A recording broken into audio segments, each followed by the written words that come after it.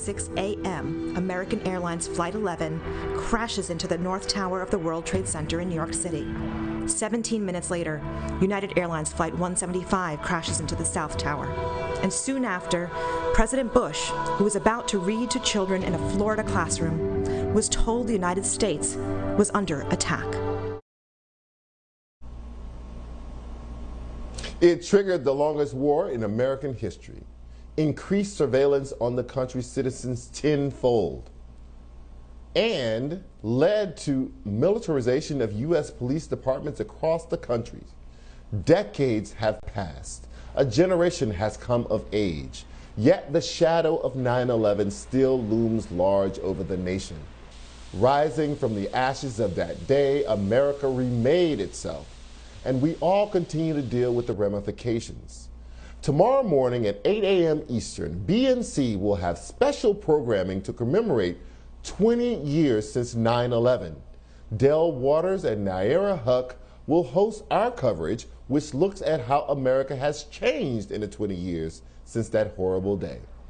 Nayyera, welcome to the show.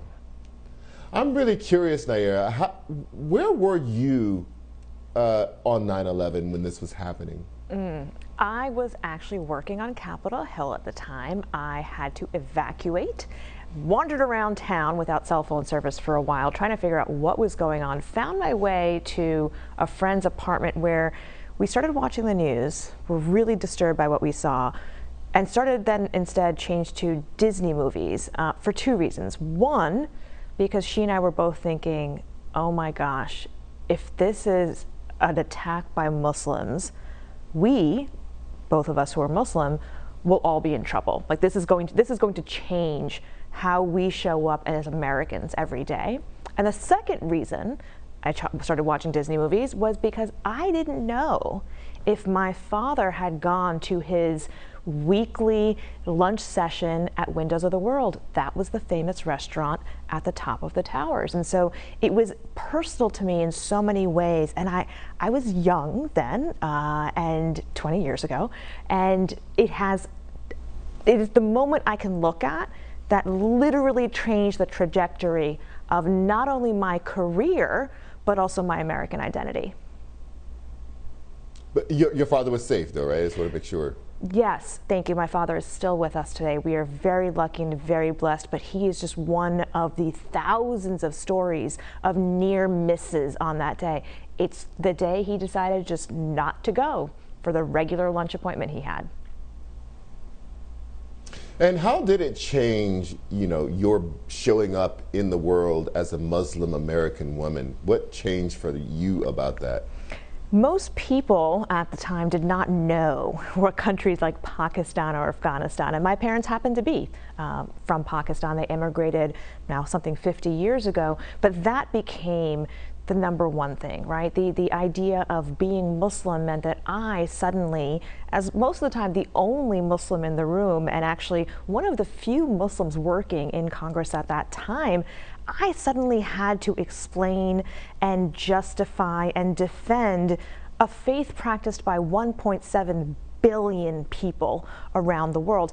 I took that very seriously, but that's, I'm sure, something that folks who are of any minority, particularly the black experience of always feeling like you have to sit in and represent so much more than just how you feel or how you decide to interpret your faith or your identity in that moment. And I love, though, that 20 years later, we have words for things like Islamophobia, right? We have words for things like microaggressions, and we have allowed a new generation to be more fluid in their identity. But there's something that you mentioned in your intro about how 9/11 changed our concept of policing, our concept of the police state. That not only captured and expanded to include the Muslim community, but it also really brought in this national security lens that had used to be over there and overseas and focused that in on people here in the United States. And I would like to say that coming out of that has been a solidarity for people of different ethnicities and different backgrounds. But of course, the identity of being black and Muslim became only more significant in the 20 years since 9/11. Did you feel like your name itself became a freighted, weighted thing? You know, I've struggled with, my 3 children all have, you know, Arab names, and I'm not Muslim. I thought, you know, Taj and my Iman and her twin brother's middle name is Ahmad, and all of a sudden I thought, oh my God, what have I done? Do I now have children who are going to have to deal with it, answer the things that you were just describing that you have to deal with and answer for? Did you have that kind of reaction, like everything that shows up as Muslim in you now became a weight? I was lucky in that I had parents who encouraged us to see the beauty in our heritage and where where my family came from and where we are today. So I grew up with a confidence in my name, even though I grew up on the South Shore of Staten Island, which is not exactly the most liberal and progressive or really, multicultural of places. So, but that again was very based on my home.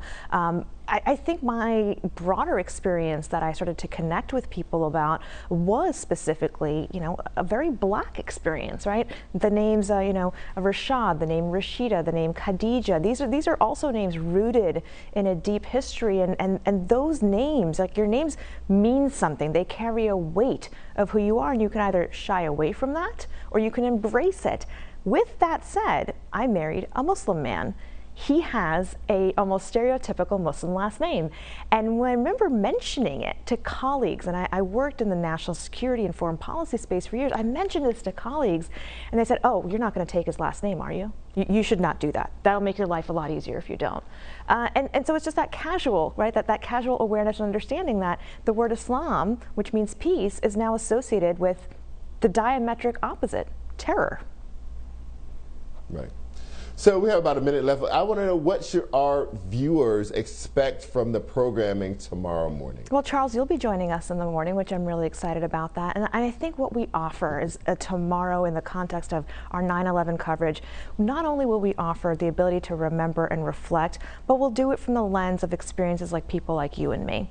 And we'll do that in a way and look at it in a really critical lens of who have we become as a country? How do we get to this point? How have we all, as minority communities, been connected, and are we doing better now 20 years later than we did on that day? And of course, as I mentioned, we'll make sure to share the stories of so many of the people who risked their lives that day and their survivors.